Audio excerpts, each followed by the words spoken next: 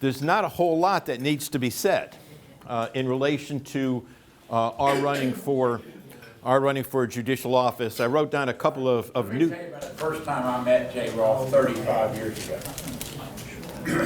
Sorry for interrupting. I said, we had a case, and he was a solicitor, and the judge was Nick Lambro.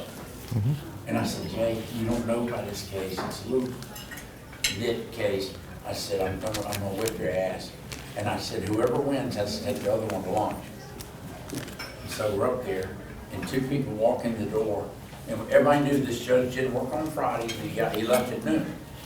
So these two people come to the door. His lunch date came at noon. Lunch date, so that's the end of the day. So the judge says, Mr. Schwaller, how many more witnesses do you have? I said, 42. He's not lying. He's not lying. Are they going to say the same thing the other 48 said?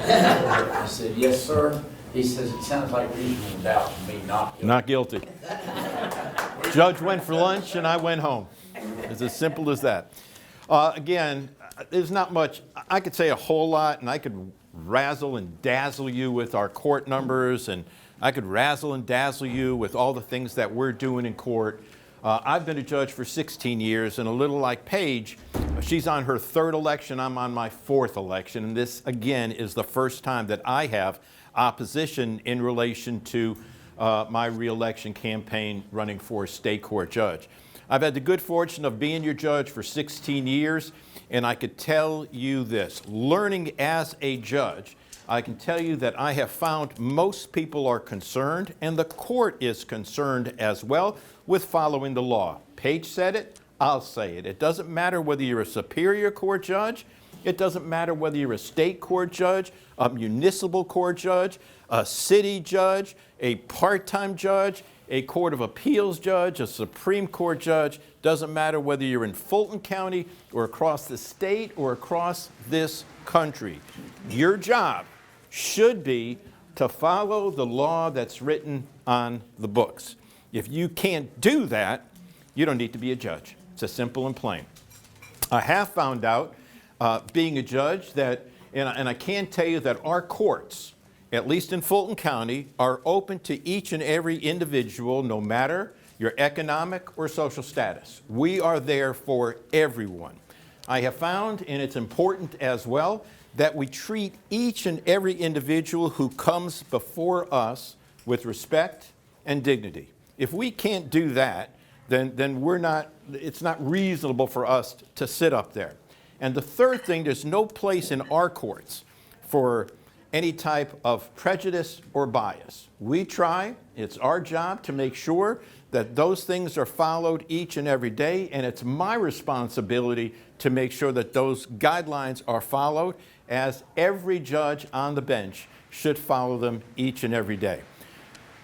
I don't take for granted the trust that has been placed in me by the voters of Fulton County and or by any of you sitting here. And what I can promise you is that with your continued support in our campaign and along the lines, because I do believe we will win, I promise to continue to move cases along as fairly, as efficiently, and as quickly as we possibly can. Sometimes cases take a little longer than others. Sometimes cases move as quickly as they can be.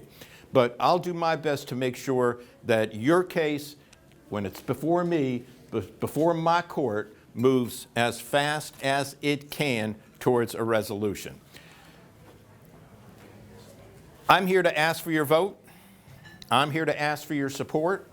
But as many questions that were asked by yourself, how do we get that message to the voters? We don't have our own press secretaries. We don't have news people following us around. Matter of fact, I was here last week and had the good fortune of watching the Lieutenant Governor speak. He had a whole bunch of folks here. He had a whole bunch of folks following him, okay? Judges don't have that. We're lucky to have anybody following us and letting folks know what's actually happening in our courts. Experience is important. What we do in the past will clearly tell you what we will do in the future, because we do things continuously, okay? We make decisions based on, in actuality, two things. One, the facts that are presented to us, and two, what the law is. We take those facts, relay it to the law, and come up with a decision that speaks the truth, whatever the truth may be. Sometimes, in a criminal case, it's not guilty. Sometimes it is guilty. In a civil case, sometimes you're going to get millions of dollars. Sometimes you're going to get zero. It all depends on the facts. It all depends on the circumstances. It's all about presentation by lawyers before the court and or individuals. Not every individual has a lawyer. And you've got to treat that individual, whether it's a felony case in front of Craig or whether it's a misdemeanor case in front of me, you've got to treat those people fairly. Because my job isn't to penalize people. Craig's job is not to penalize. Paige's job is not to penalize people. It's to treat them fairly and the charges that were brought against them to make sure that it's a fair sentence for everybody, the state, the defense, and the court. I like to go to sleep at night knowing that I've done that. Because if I'm too hard on one person, I go home and say, well, maybe I was a little too tough, or maybe I was a little too lenient. But if I'm fair, doing what it is that I do, I go to sleep at night knowing I did my job. And if I'm doing my job, I'm doing your job, because that's what you want from me. And that's what you want from Craig, and that's what you want from Paige. I don't have to say any more about our opponents. I think Craig, Paige, you've heard it from me. I think we've said just about all there needs to be said. I ask for your support. I ask for your vote. Once again, early voting starts April 27. We do get elected in the primary, which is May 19th. Please tell your neighbors, your family, your friends that we're on the ballot, and then we're asking for their support and asking for their vote. Questions? Oh, come on. Not all the questions could have been asked. Yes, ma'am. It's not really a question, but obviously this indicates just how critical the primaries really are. Like encouraging everyone, especially, conservatives, I mean, everybody, they still go vote Right. in the primary. Right. We're, and you heard Paige say, we're so to speak, neither Democrats nor Republicans in this. We're here because we have been invited to come visit with you. If I get invited by a Democrat organization, I'll be there too. I'm not afraid to present my case and our case. I know Craig is not afraid to present his case, and Paige is not afraid to present her case to any organization, because we speak the truth of the things that are happening. You heard Craig say, asking our opponents what they stand for does not give you an answer. We stand for the things that we have done in the past.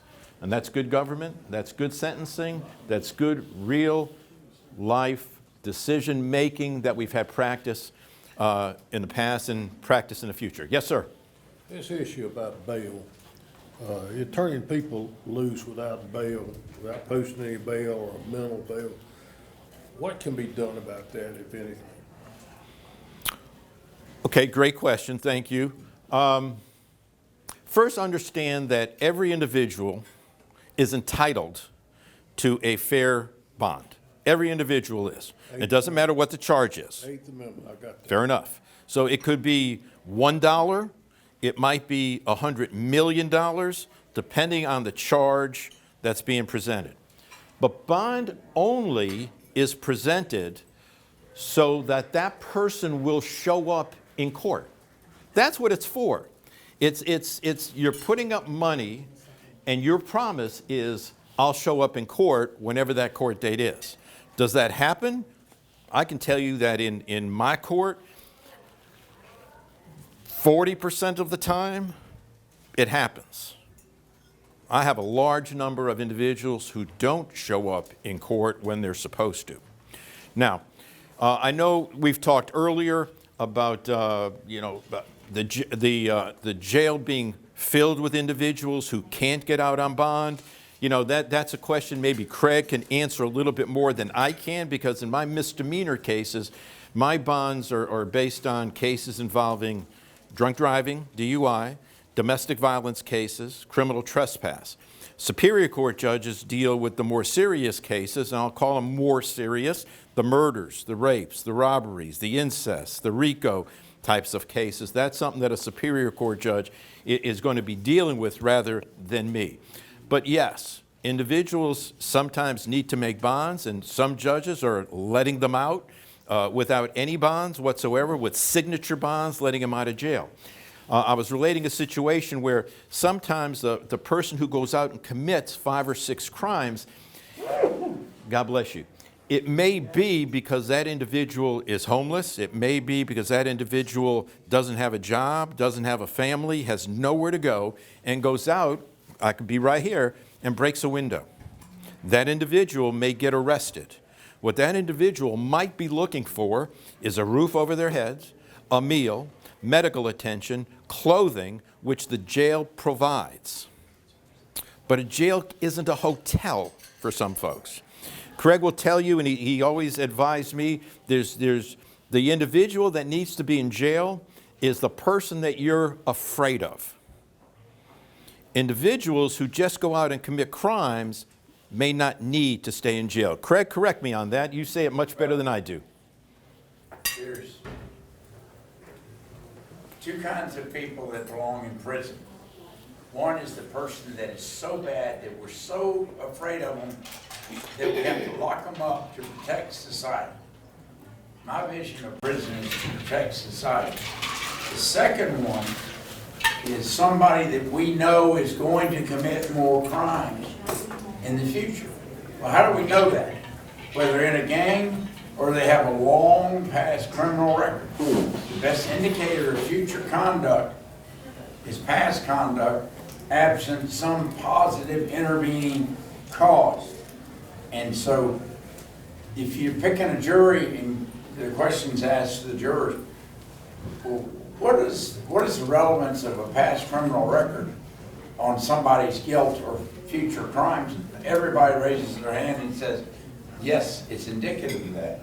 Now, when you're given a bond, you look at the ties to the community, you look at the possibility of intimidation of witnesses, and you look to the possibility of fleeing.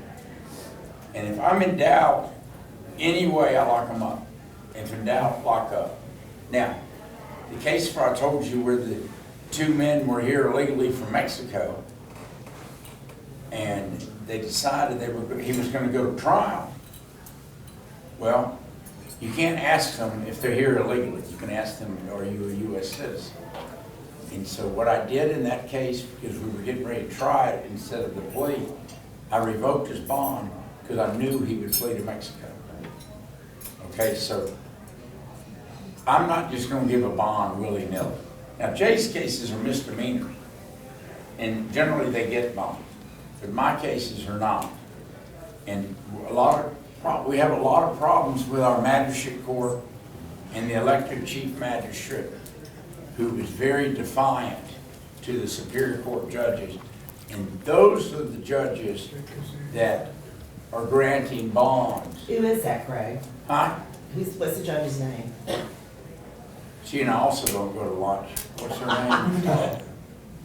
What's her name? Which, What's the chief magistrate's name? I'm glad you asked me that. Kirk, Cassandra Kirk. Yeah. And so the only way a Superior Court judge can handle bond is when the case gets indicted and assigned to them.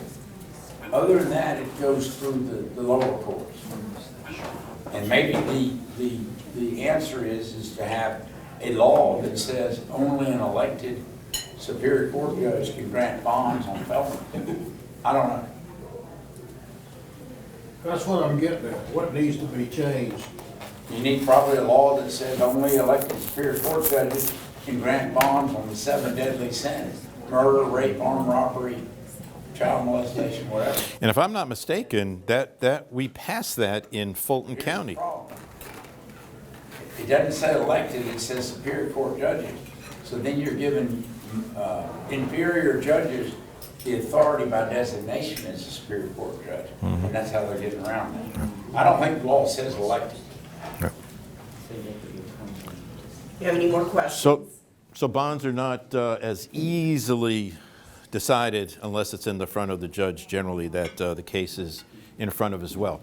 Before I conclude, let me thank your organization for having us here today, all three judges. I'll speak for all three of us. Without your invite, we wouldn't be here this morning. And thank everybody for joining all of us here this morning in relation to our election. I think there's a few other folks, maybe some other elected officials that are running for office. I don't know if you're going to introduce them or have anybody say anything, but we as judges appreciate your being here.